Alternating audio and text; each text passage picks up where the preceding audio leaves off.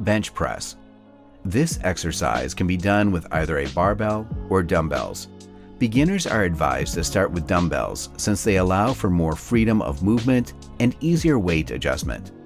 Lay down on the bench and squeeze your shoulder blades down and back with your arms extended directly over your shoulders. If you nail the position of the arms, you should feel little to no pressure on your shoulders. The shoulder blades must be kept in the same position throughout the exercise. Arch through your upper back slightly. This will allow you to keep your shoulders stable. Your feet can either be entirely on the ground, or you can just place your toes on the ground.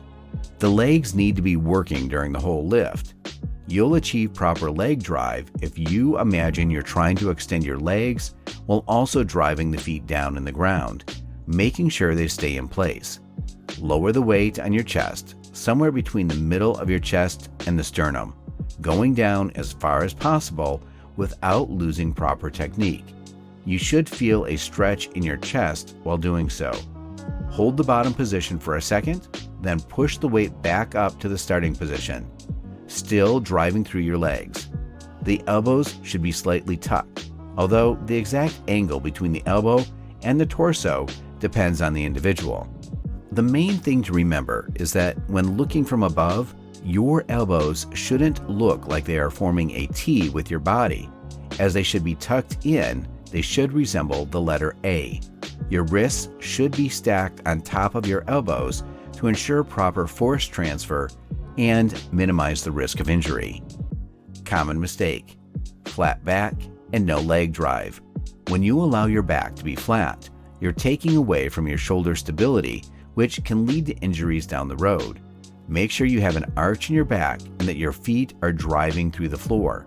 Doing this will make the lift safer and more efficient. Common mistake: moving your shoulder blades. Like we said before, your shoulders should be squeezed down and back in order to keep them stable. Letting them move out of position can lead to big problems, especially when working with heavy weights. Common mistake: elbows and wrists not stacked and lowering the weight too high. As you can see in the video, the weights shouldn't be lowered to your clavicle and your wrists shouldn't drop inside. Make sure you're lowering the weights close to your sternum. If it's hard for you to notice whether or not your elbows and wrists are stacked, take a video of you doing the exercise or ask someone to spot you.